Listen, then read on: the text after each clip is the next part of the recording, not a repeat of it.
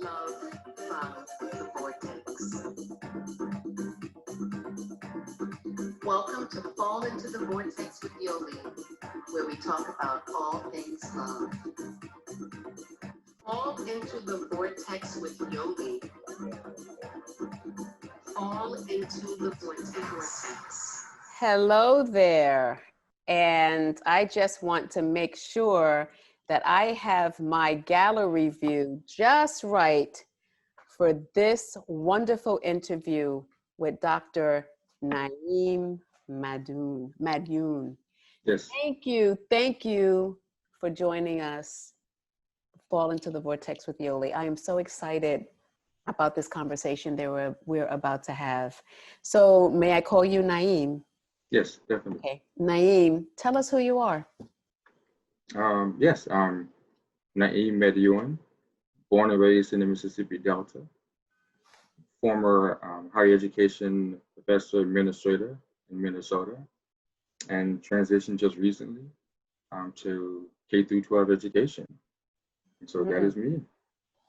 Wonderful. So I'll probably want to talk more about that because I think it's a beautiful thing that you were an administrator, a professor, and you went back to, I'm assuming, your roots in K through 12. I'm assuming you started off that way, or should I not be making assumptions? I think it doesn't matter if you're making an assumption or not. I think there's some truth in it. And so that's part of this whole process, right? Finding out what the truth is. I think part of me going to K through 12 is part of that, trying to figure out if that is part of my root. You know, I feel as though it is. I felt as though it was. And I felt as though I wasn't rooted properly in higher education. And so, yeah, I think I'm making the same assumption. Wow. Naeem, okay, I'm going to jump in and get started. Okay. But first, I want to remind our viewers of how this works. If you've not seen any of the previous episodes of Love into the Vortex with Yoli, it's really an opportunity for me and the guests just to talk. The only structure to the show is that I'm going to invite Naeem, as I invite all of my guests, to share something with us. And that something can be something creative. It could be a project that they're working on. After they share that with us, I may ask one or two questions. And then I'm going to ask that he share a poem from Love from the Vortex and what impacted him. But what I want to tell you today is a different kind of show and a different kind of interview, because Dr. Naeem has written just about has it been for the whole book? It feels like for the whole book. He's written, I wouldn't even call it a counter poem. It's as my bestie Goldie Muhammad would say, he wrote a kinship poem. And I cannot tell you how much this has touched my heart for someone to read this text and then respond in a way by writing a poem back to the poems, but taking on the mindset and the voice of the lover within the poem as a response. So this has been an odyssey for me, and I just want to share the gift of Dr. Naeem and his poetry and the way that he thinks, and specifically the way he thought around this book with all of you. So that's the structure. First, Naeem, share anything you would like, then read something from Love from the Vortex. And if you don't mind, maybe you'll read a counter or the kinship poem or a piece of the kinship poem to the poem that you read. And then we'll see where it takes us. I'll be happy to. I'm looking forward to where this goes. I do have a poem. I have a poem. It's called A Love Theory. And it's kind of, it's not necessarily finished, which is interesting because my understanding of love as I'm still going through my understanding of everything. And it's a poem that can be read from top to bottom and bottom to top. And so inside the poem, there's a title, that's the beginning, and then there's a title at the bottom. I'll just read it and hopefully you enjoy it. A Love Theory. So the top title, Love, Infinity's Terrarium, The False Bottom by Naeem Madyun. Love nurtures the spirit because it is of the spirit. Love is divinity humanized by our minds. Love draws us in and holds us in a natural way. It is our natural way. Love is gravity, scientifically explained by physicists' frame. Love feels strongest when it's closest to truth, because the truth is loving, nurturing, natural, and magnetic. Love is truth becoming known by philosophers' pain. Being in love is the journey to truth. When we move to organize love into hierarchies and not see it as divine, when we move to measure love's pull and not understand it within the universe, when we move to recognize the exact demarcation and precise threshold between false and true love, we box in our spirit, Mm. codify our spirit, we other our spirit. Relationships fall apart the moment one believes that a single person will possess the ultimate love one can ever feel. Mm. The moment the divinity with another, or the gravity from another, or the truth felt by another reaches one's spirit, one will question the value, worth, and ranking of the very person one once claimed as the ultimate love. The problem is not with that person, but our relationship with love. Yes. Love is produced and grown by a relationship with growing and producing that which is love. Love is producing and growing in the relationship, and that which is grown and produced is love.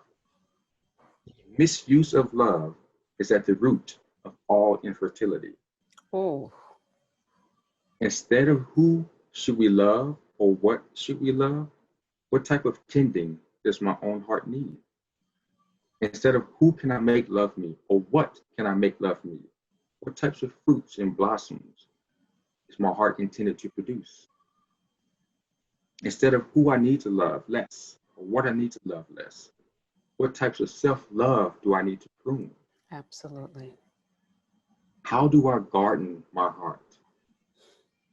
Tools and Nutrients, Knowledge and Soil by madyun. Love, Infinity's Gardener, the Precipitator. That's my current love theory. So, Okay, I need a moment. hmm, Naeem, there's so many beautiful lines in there. Specifically, how do I garden my heart? And you know, often people ask the questions, how do I guard my heart? mhm. And not so much, how do I garden my heart? Can you talk a little bit about that line and why you chose that line? I know sometimes as poets, lines choose us. I'm aware of Mhm. that. But can you talk a little bit about that line? And then I want you to flow into an answer to this question. What I most enjoyed about listening to Love Theory, but also as I saw in some of the other kinship poems that you wrote, was the use of science and mathematics, and Mhm. specifically quiet tricks. I'm going to need to talk to you offline to Mhm. have you kind of break that down for me, because that was all in numbers. But Mhm. can you talk about garden your heart, and then talk about this presence of math and science and theory in your kinship poems for Love from the Vortex? Yeah, sure. Well, I'm playing around in my mind, when I'm thinking about truth, right? Things that allow us to connect to truth more are things connected to mathematics, things that are connected to numbers, they're universal. And so I like to see where I can align things and find intersections with things with numbers. Hmm. And so when things make sense, when things are in rhythm, right, with numbers, it feels good to me. It feels natural to me. And that connects to the garden piece. The garden piece is trying to pay attention to what feels natural, what naturally grows, what naturally is supposed to blossom. And then paying attention to what things you're supposed to be connected to figure out what is natural to you. Hmm. Like what showers, what rainy seasons, what pieces of the soil. Why do we not know what we need to have in our soil? And what happens to us that we don't know how to garden? Hmm. That we're not connected to the earth or what's natural to us. So that's kind of that piece, balancing out the importance of critiquing and deconstructing with the understanding of how to reconstruct and grow, And so that was kind of the gardening piece, And I think Lovely.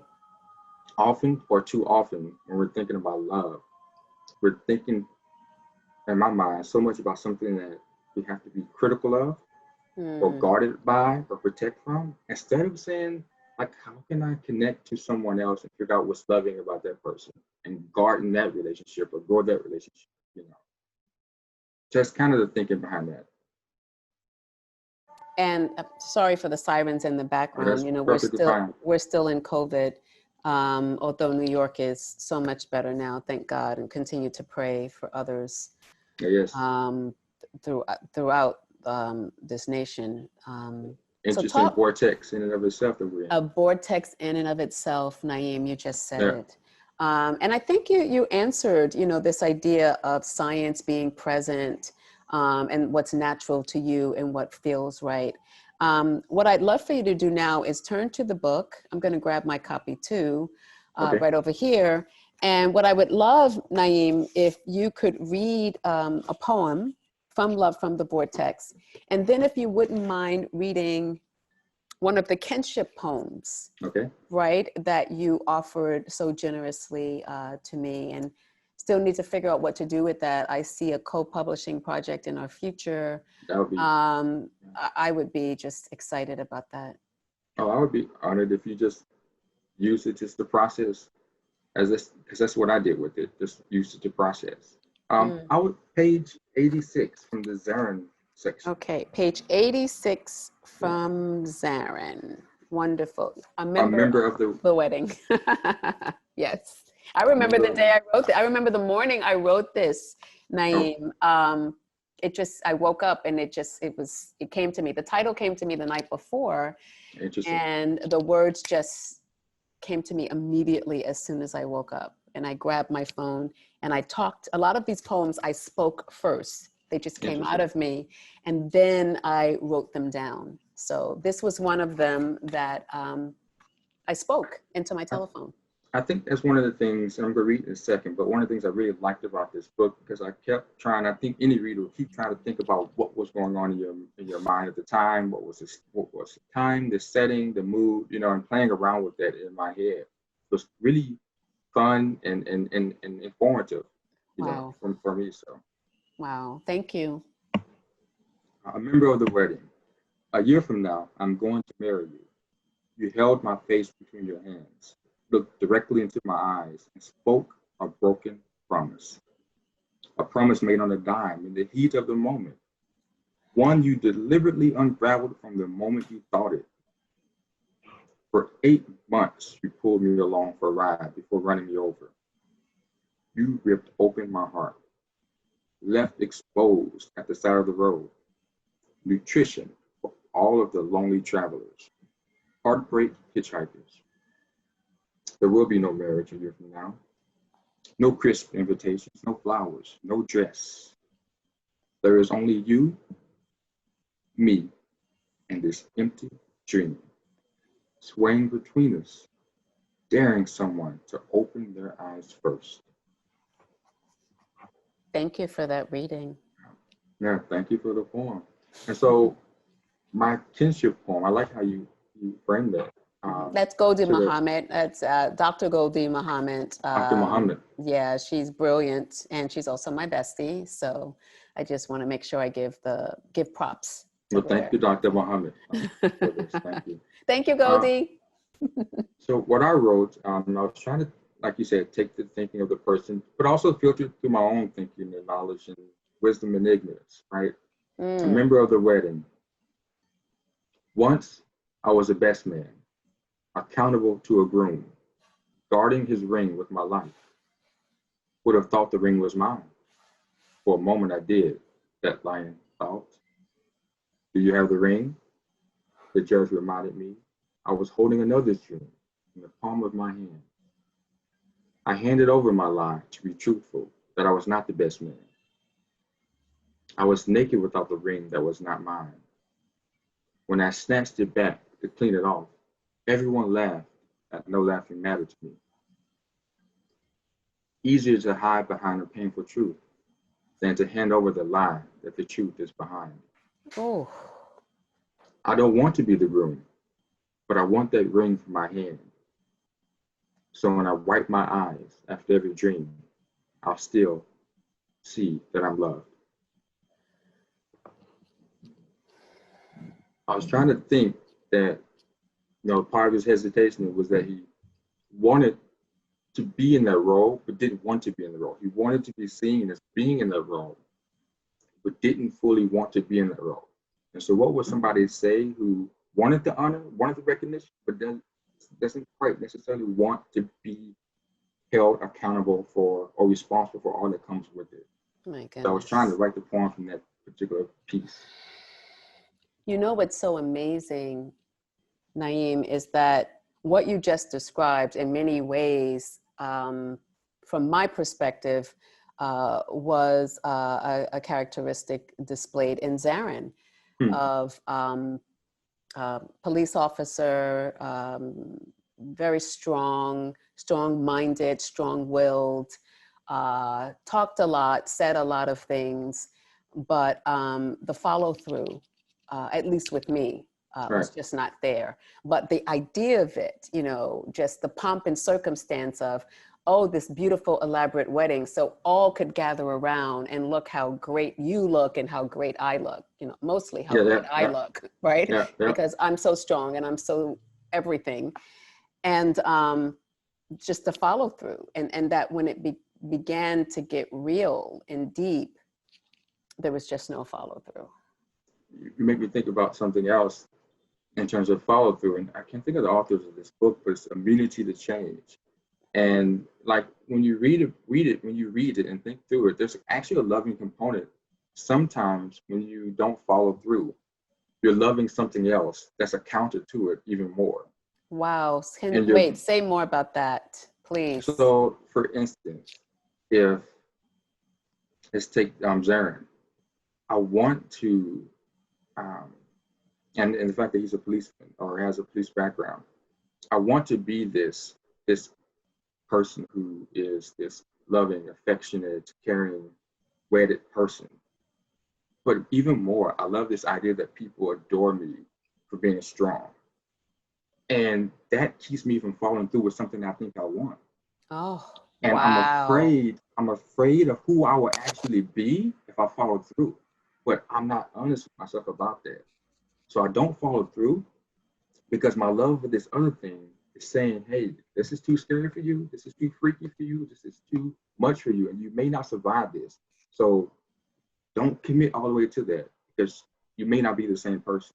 Yeah, you may not be able to control it in the way you're used to controlling everything. Right. And it may make you different, or it may tap something in you that you were not prepared to expose. My gosh.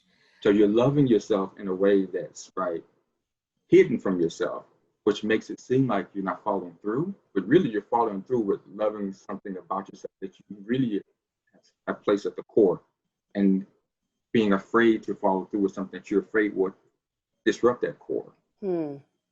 Is your background psychology, Naeem? How come I remember you as a psychologist? Yeah, I was a psychology major, Morehouse College, class of '97, psychology major, then to graduate school at the University of Minnesota.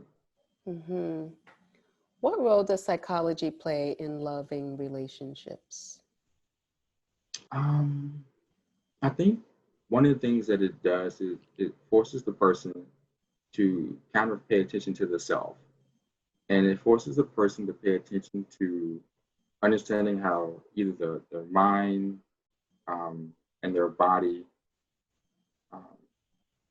centers themselves or doesn't center themselves. Like, I think of things such as development of your own strengths, development of your own capacities, and loving those things as you see them being a huge part of success, right? The more you love who you are, the more you know who you are, the better you're able to have relationships with others. Yes. The more comfortable you are. Psychology really focuses on your ability to understand yourself in relation to others, but really understand yourself, right? And from a neurological perspective, from a developmental perspective, from a psychoanalytic perspective, from a sociological perspective. But the most important thing is, do I know myself? And from what I know of myself, do I love it? And if those two things are true, I'm more likely to have healthy relationships with other people. Because then they know what to love, right? Wow. They know what to attach to.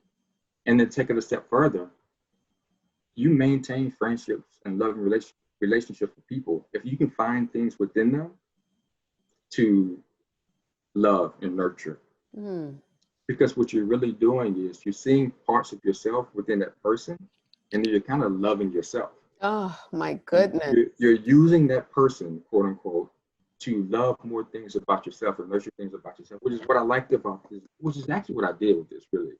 Hmm. I just, I just, I was trying to make sense of myself.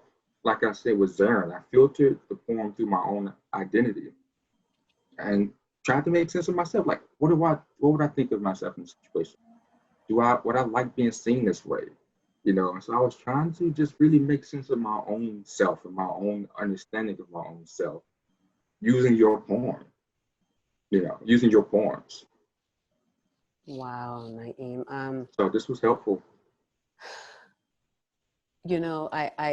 I cannot tell you how grateful I am, and I'm looking straight into the camera now because I've been making sure that I'm paying attention and looking very carefully at you.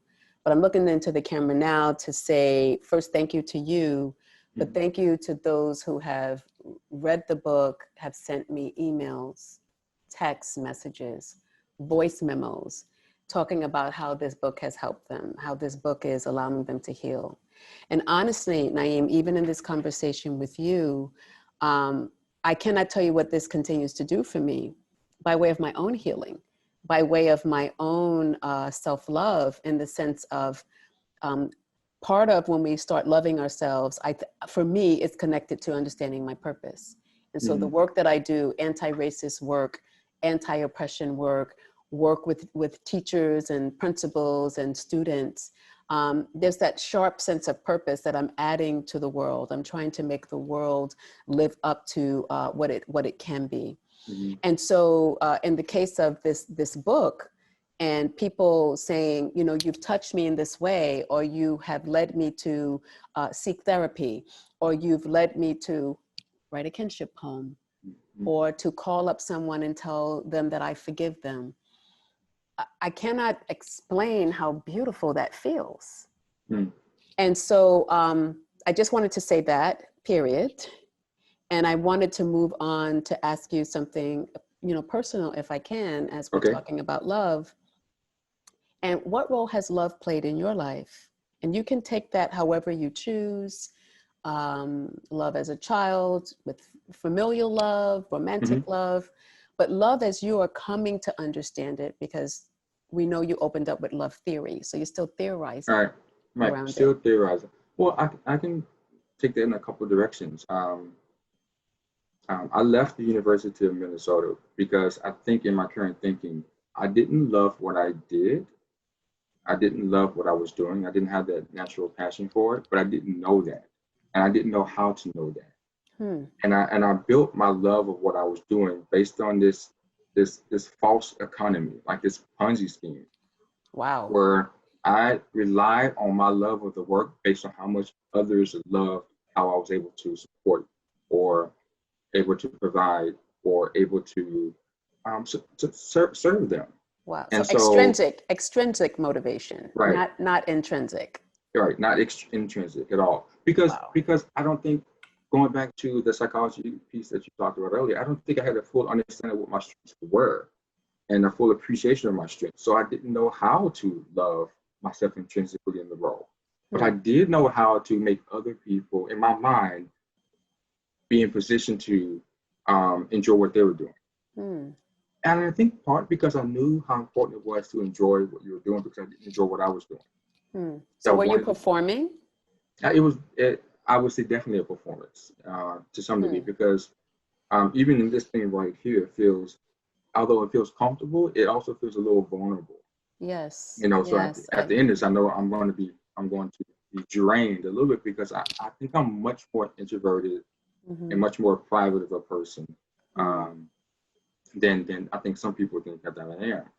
And so it was kind of a performance and also a responsibility, but also a form of oxygen. I felt as though that was the way I had taught myself to breathe, right? Wow. By having other people give me their air. Oh, God, Naeem. And it wasn't like this regular, natural way of understanding how to breathe myself. And I think that love, to be honest, was weakened coming from third grade, first grade, second grade. I was in from a loving community, a loving family, but this is just my current theorizing, of course. I was tracked into a lower track educational track at one point, and then a higher education track at another point, and it jarred me to where I felt as though um, I was disconnected from my Black community when I was placed in the higher track. Hmm. So then that love felt disjointed to my own Black community. Hmm. And then I didn't feel as though I belonged in the white higher track. And I felt it was performative and I had to perform to stay there. And neither one of those were feeding who I was. Wow. It was kind of this liminal space, right? And so I lived through life trying to understand people, but also trying to understand how to maintain that liminal space, make other people happy, like the middle child syndrome. Yeah. Just ask my Um, sister. yeah. So that's how I was played audibly, not really learning what love is, how to love, and being in the mindset that love was something that it really wasn't, something that was like this external appreciation from others rather than an internal appreciation of self. Hmm. I can't believe how fast the time is going by. But as we go into our last segment, I want to take advantage of, being fully present with you and fully seeing who you are. Wonderful Black man, father, psychologist, a purveyor, pursuer of love. And while you definitely cannot speak on behalf, of course, of an entire group, but what are some of the lessons that you've learned in the body that you're in the experiences that you have as a Black male psychologist?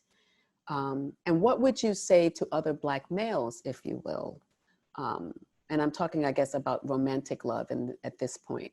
What would you say that you've learned that could possibly be an offering for a lesson for them? Right, because we know it's different for everyone. But if you were in a circle and people were asking you to share something that you've learned that could possibly benefit or lift someone else up who's also pursuing love or in the midst of a relationship, I don't know. What would you say to that, Naeem?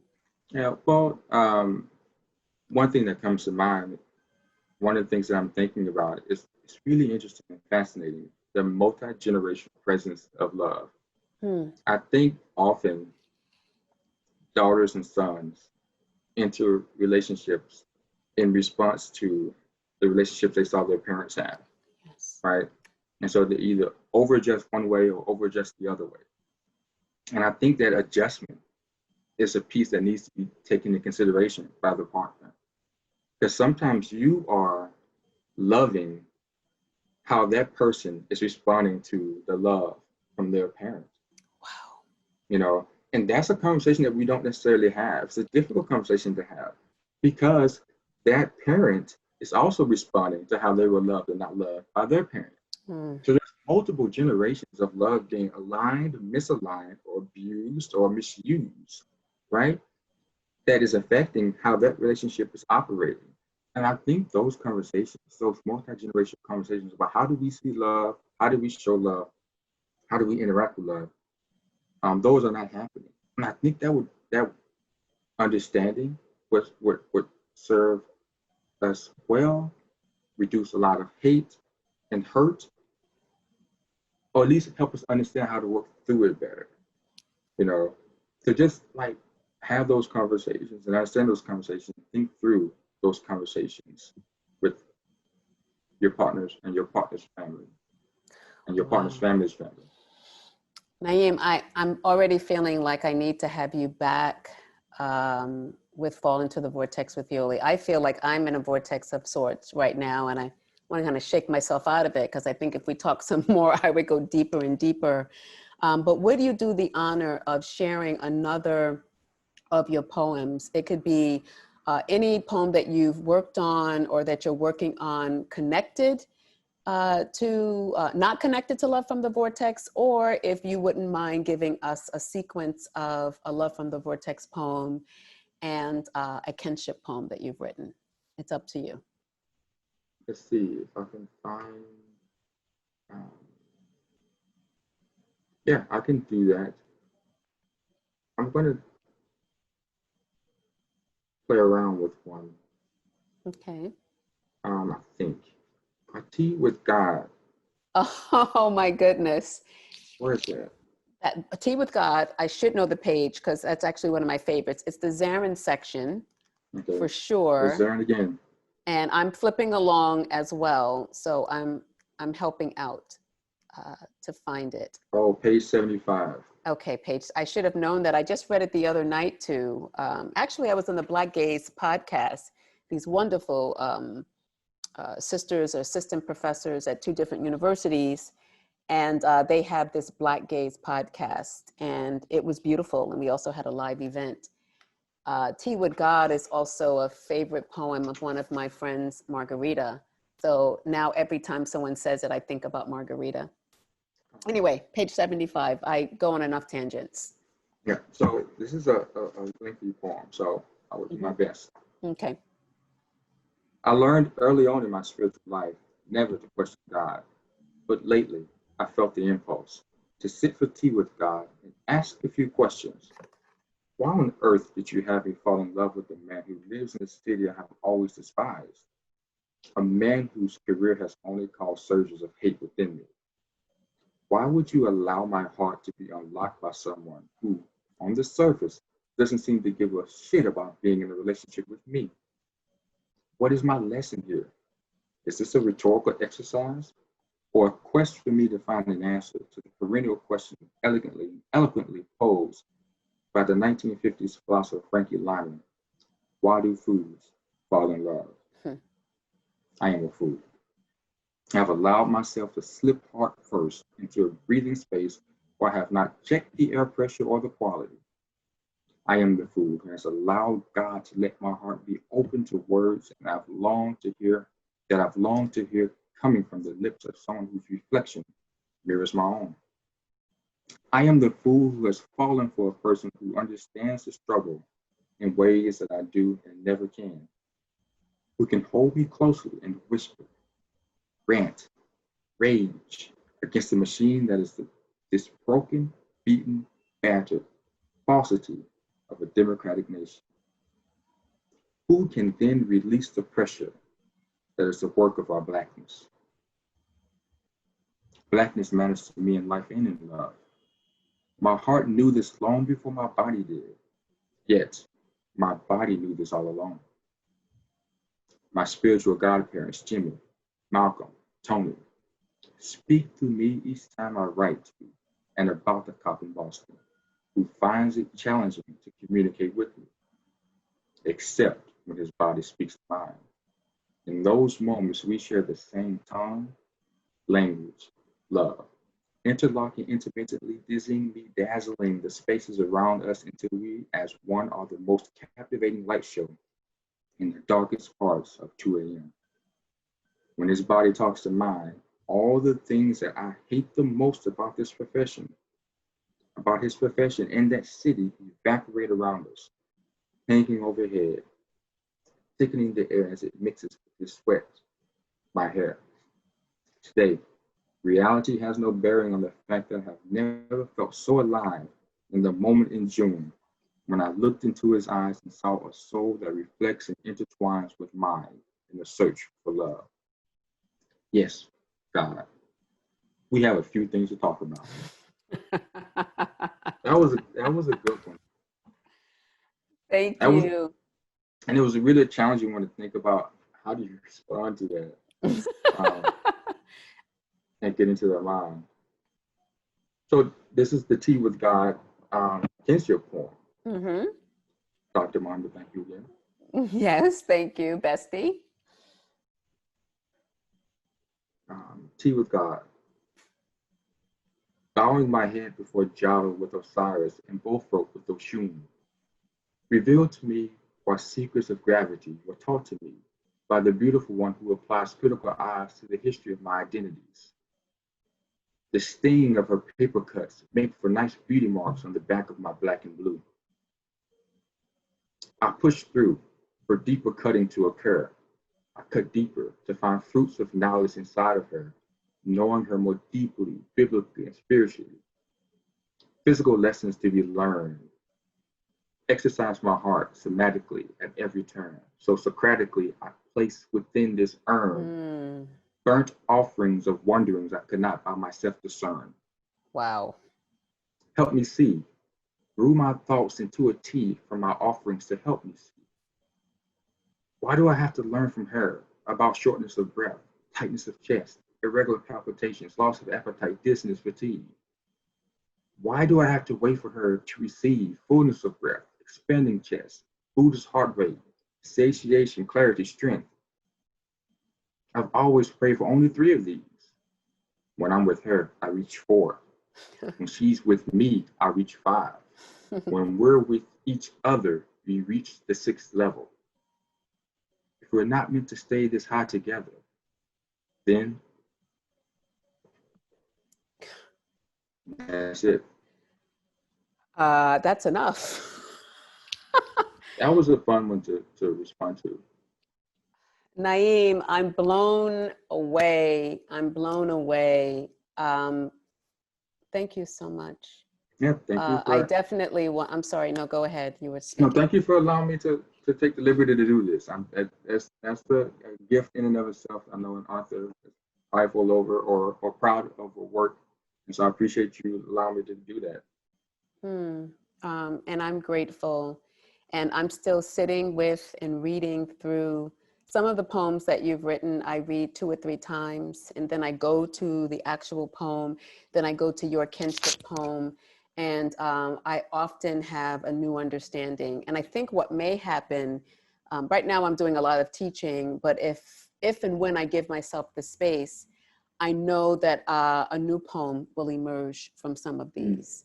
And so I want to thank you for and what you've offered to me as an opportunity for me to continue the conversation with myself as I still deepen my understanding of love and also continue to deepen my understanding of the 6 who were in my life.